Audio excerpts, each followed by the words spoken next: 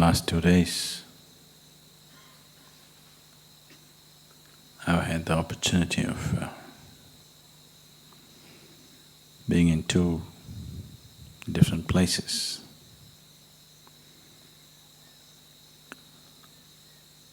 Of two different kinds, but the same intention, but two different kinds.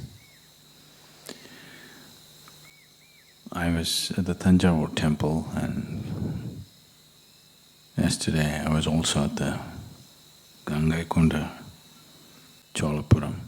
All of you seen both the places? Have you? No?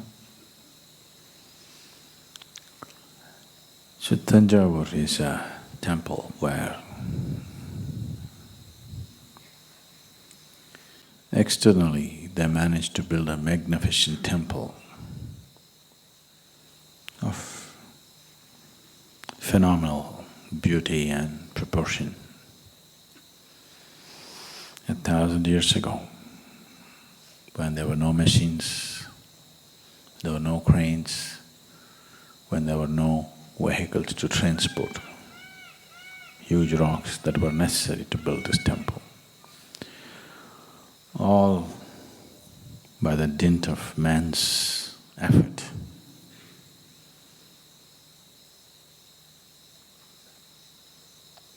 It's not a simple effort. If you want to understand what kind of effort, I'll give you a simple project. Now we're building the Adi Yogi Alayam. So I want the rock which is in the Spanda hall to be shifted to the Adi Yogi Alayam. I want you to do it, all of you together, no machines. You know the rock? Then you will understand what it is. Because that's what they did. They say the rock that was used to make the linga was brought from Saurashtra in Gujarat, from the banks of Narmada, weighing almost 250 tons of raw stone, crossing Vindhyachal. No trucks. I want you to just imagine what kind of people are these? What was in their heart to propel them into such an almost impossible act? So after all that effort, they built a magnificent temple, but the core of the temple failed. They could not consecrate the linga as they wanted. It did not work. So even today, people believe misfortune will come upon them by going to this temple. You know, it's common knowledge, people think you will come to misfortune if you go to Thanjavur temple.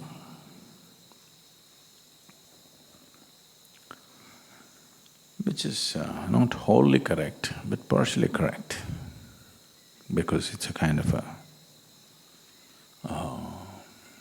a distorted energy form.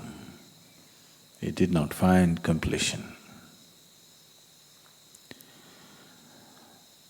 So almost 42 years of work, and then the very heart of it failed upon them. So Rajaraja Cholan, who attempted this, the only intention of building such a magnificent structure is to see that generations of people will benefit, that it will leave an impact on people, that it will be an uplifting experience for generations of people to come. When it did not happen, I can imagine his distress and pain of that wasted effort not just of the individual effort, but thousands and thousands of people would have worked for it. They would have emptied the state's coffers. Probably they fought battles to bring in the necessary resource. And in the end, did not find completion. So his son, probably wanting to bring some peace to his dead father, he built an exact replica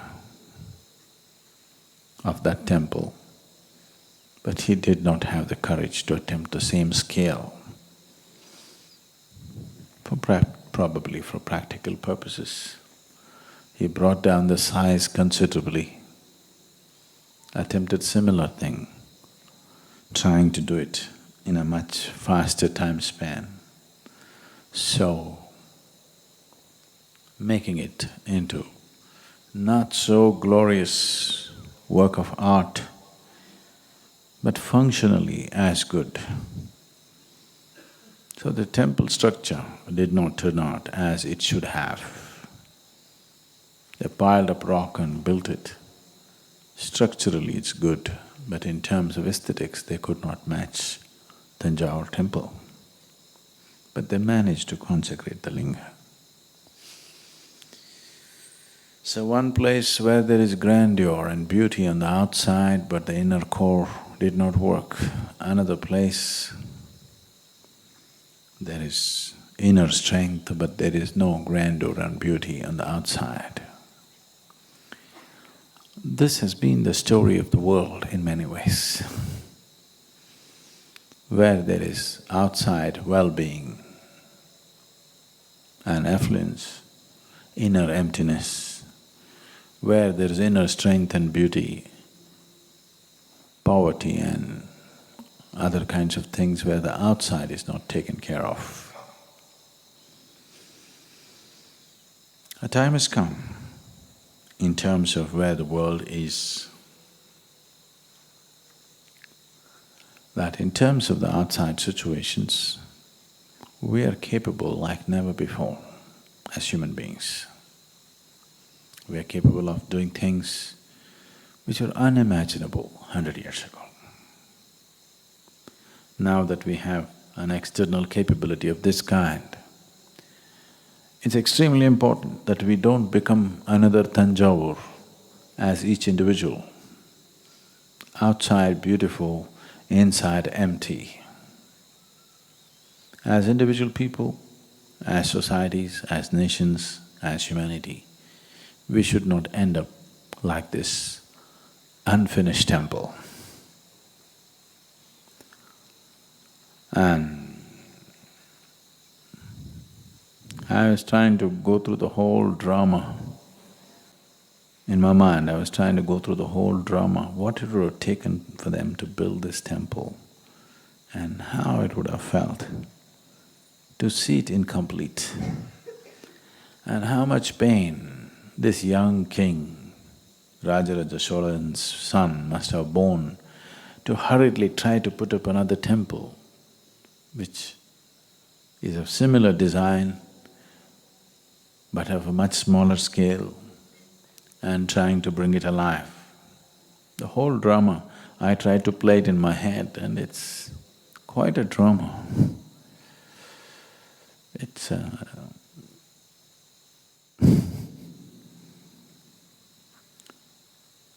it's life in its very, very large scale, enormous magnitude. People playing out their life in a very large scale scape, and the pain of not being able to fulfill that, and the longing and desire to fulfill that. A fulfillment which is not of the personal kind. It is seen as something that you have to do for the people around you.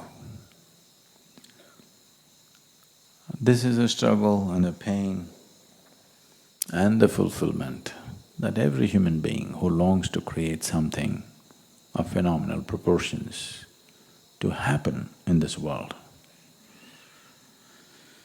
not everybody meets success, not everybody experiences the scale of failure that this great king might have experienced.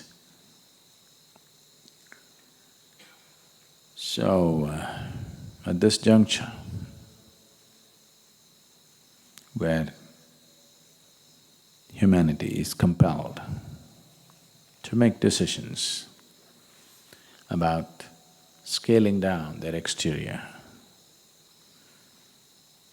not because of their own consciousness, but because of ecological compulsions, a time has come when humanity has to scale down its outside grandeur substantially if they want to live for a long time.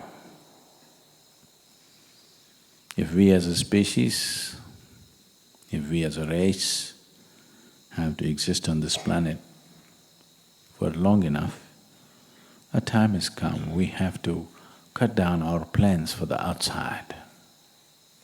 So when such a time has come, it's best, because you cannot curb human aspirations in terms of wanting to do great things. So it's very important that we start rolling out grand plans for the interiority. Otherwise, a human being will feel trapped, that he cannot find expression to his creativity, he cannot find expression to his wanting to do something more than what he is right now. So it is definitely time to roll out plans, very mega-scale plans about the interiority of the human being. But even for that, we need some outright infrastructure, which we are trying to fulfill in the next coming couple of years, a year or two. And we want to roll out really grand plans for every human being as to what you can do within yourself. There are incredible things that one can do within himself, which can easily keep a human being busy for a lifetime. And if you do such incredible things, at least you will not have the problem of planning one more lifetime. Because if you do such incredible things, then existence will see that you have to cease. You're too much.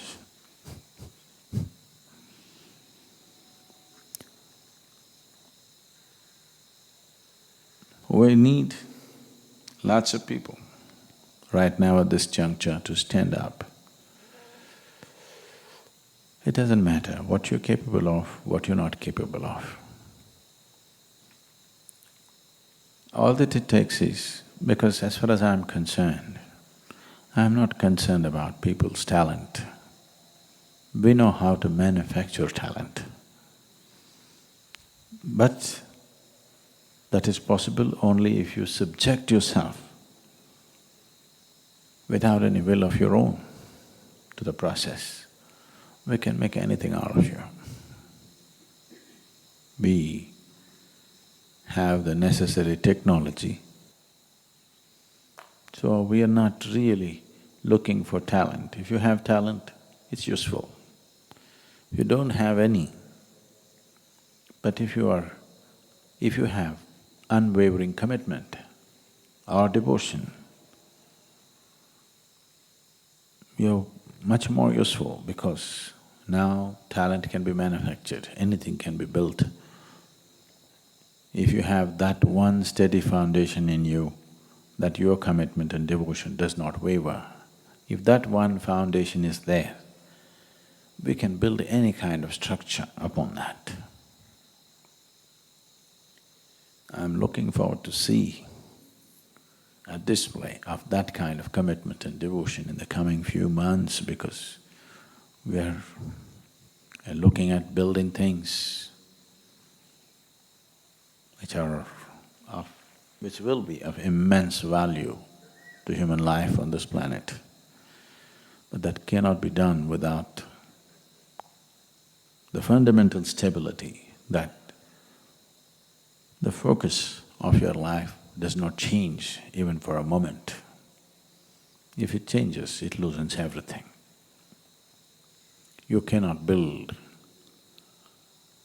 a structure on a moving foundation. You can only build it on a stable foundation. I hope a lot of you or many of you will work towards that, to bring that stability within yourself, so that we can create and offer something of value to yourself and everybody around you.